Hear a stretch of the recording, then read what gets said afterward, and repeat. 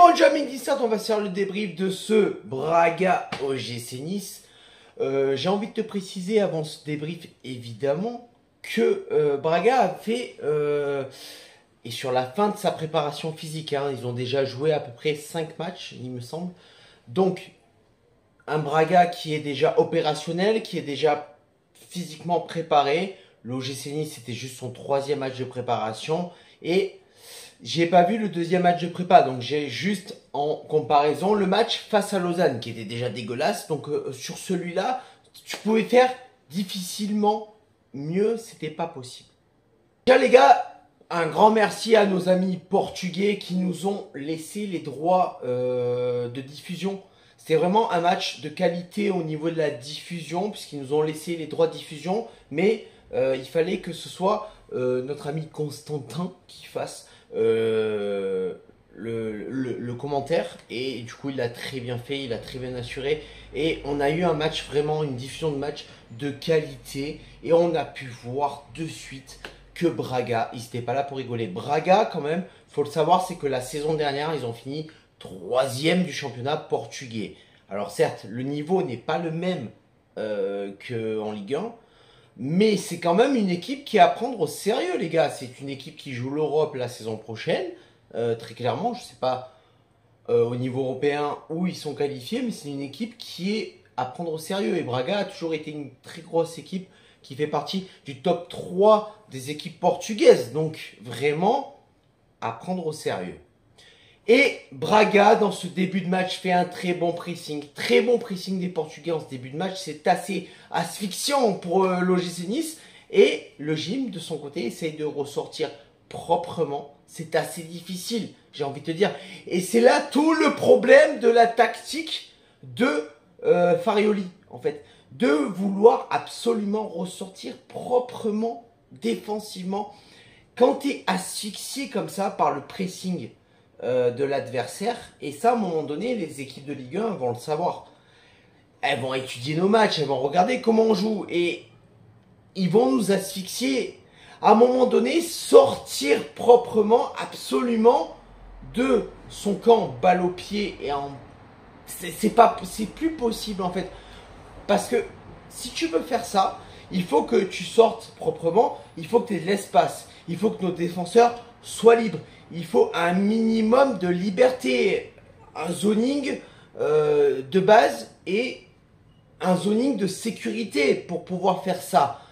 Problème de cette tactique, c'est que tu t'exposes défensivement. Tu t'exposes énormément et moi, je suis pas adepte de ça. Vraiment, pour moi, c'est un problème.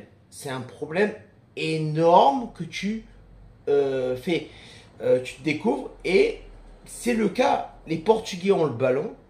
Et de notre côté, nous, on a énormément de déchets techniques au niveau défensif. Les gars, dégagez le ballon. Dégagez-moi ce putain de ballon. À un moment donné, c'est pas illégal, les gars. Vous avez le droit de le faire. Dans la règle de la FIFA, il y a à aucun moment, on vous interdit de dégager le ballon. De jouer un jeu long. C'est bien de ressortir techniquement et tactiquement propre de notre défense. Mais à un moment donné, quand tu n'as pas le choix, tu peux construire le jeu de façon différente. Et de temps en temps, concrètement, c'est possible.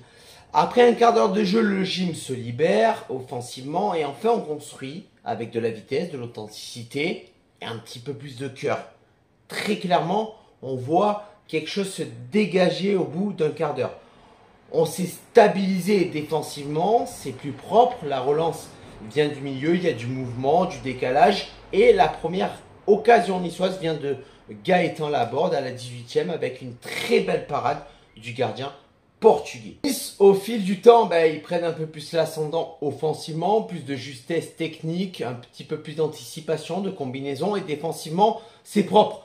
Toujours de la présence, même si les Portugais répondent bien, les Niçois sont présents en défense et notamment dans les zones dangereuses dans cette première mi-temps. Vraiment, une première mi-temps d'observation, de placement tactique, de recherche de solutions, mais le gym répond présent. C'est une première mi-temps correcte, rendue par le gym. On a vu un Jérémy Boga qui a réussi un petit peu à s'exprimer, même s'il n'a pas été forcément utilisé dans cette première mi-temps sur son côté.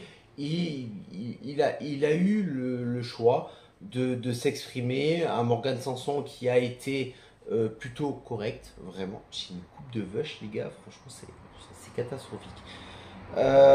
Donc, j'ai noté aussi un Youssouf Ndaye Chiminier qui a été très propre, très présent défensivement, qui a su faire. Il était milieu de terrain défensif ce soir. Il a su faire un repli défensif très important pour l'équipe. C'est vraiment un joueur sur qui on peut compter la saison prochaine. Vraiment, c'est impressionnant. Même Casper Schmeichel s'est illustré sur une superbe parade de la Teuté. Hein, vraiment, ici, une Teuté rouge, j'ai envie de te dire, après cette parade. Et derrière, il encaisse ce but, un but somptueux de Braga. On peut pas le nier. À l'entrée de la surface de réparation, libre de tout marquage. Le milieu de terrain a pu s'exprimer, le joueur a eu le temps de frapper, d'armer, de se placer. Kasper Schmeichel ne peut absolument rien faire sur ce but, j'ai envie de te dire. Et après 10 minutes de domination de Braga, c'est une, on va dire, c'est une récompense. Ce but devait arriver parce qu'ils ont fait les efforts. Ils ont fait ce qu'on n'a pas su faire, c'est-à-dire concrétiser nos temps forts. Braga a eu le temps et a eu la force de concrétiser leurs temps forts, ce qu'on n'a pas su faire. Et du coup, on est mené à la mi-temps parce que Braga, au final, ils ont été très réalistes. Ils n'ont pas eu plus d'occasions que nous, les gars. Vraiment, c'est sur la première mi-temps, si tu regardes bien, ils n'ont pas eu plus d'occasions que nous, mais ils ont eu le réalisme qu'on n'a pas eu. On attaque deuxième mi-temps, beaucoup moins de fluidité, je trouve, dans ce début de deuxième mi-temps, plus de difficultés pour le gym, on tient mal les offensives de Braga. À noter quand même, tout de même, la spontanéité de Terem Moffi sur cette reprise de volée assez lointaine, très bon équilibre, bien couché sur le ballon, mais ça passe à côté. Mais celle-là en Ligue 1, si tu la mets, c'est le but de l'année, c'est carnage. Si elle rentre, c'est champagne, c'est champagne shower, j'ai envie de te dire. Et c'est une très bonne réponse des Niçois sur cette action de Terem Moffi. Et après, j'ai envie de te dire, je vais pas te le cacher, si tu regardes encore la vidéo jusqu'à maintenant, c'est que tu es un vrai et que tu le sens. Et ben après, je me suis endormi. Je me suis endormi. Mais cela dit, j'ai quand même vu le deuxième but de Braga. Le deuxième but de Braga, un petit peu d'erreur technique, une erreur d'ajustement. Et en fait, ça montre un petit peu les limites, ce que je disais en début de débrief, les limites de vouloir ressortir à tout prix de derrière. On sait que Farioli, enfin, en tout cas, je ne sais pas si vous le savez, mais moi j'en ai conscience. Les limites de Farioli, en fait, sur ses tactiques de jeu, c'est qu'en fait, c'est un coach, c'est un entraîneur qui est très, très têtu et qui peut s'entêter pendant très longtemps à vouloir avoir des tactiques qui ne marchent pas, à vouloir aligner des joueurs qui ne se correspondent pas. Et ça peut être une limite pour nous pour la prochaine saison.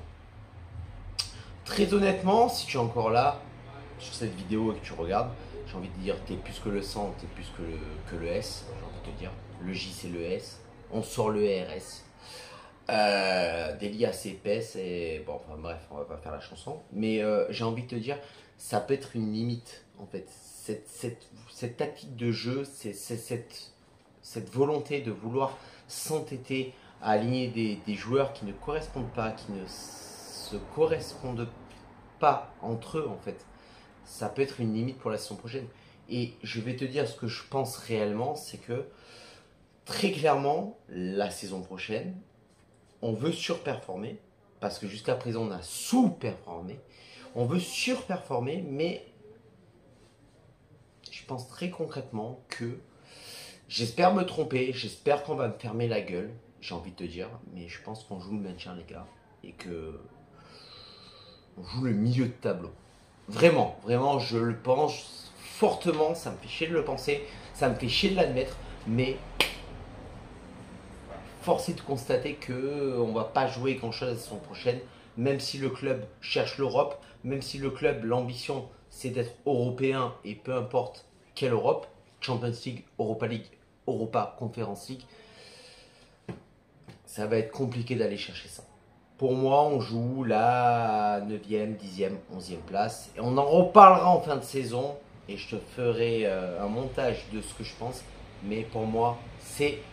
Allez, sur ce, amis tisseurs, c'est la fin de ce débrief. On se retrouve très rapidement. Je vais faire une vidéo mercato très rapidement. Là, je pense que je vais la tourner lundi. Je la mettrai soit en ligne lundi, sinon mardi, mais de ce que je pense des arrivées de Morgan Sanson, de Jérémy Boga et des autres rumeurs qui circulent au sein de l'OGC Nice et de ce club. Parce que les gars, n'oubliez pas, on joue l'Europe. Sur ce, ciao viva la Bayetta et Issa Nissa.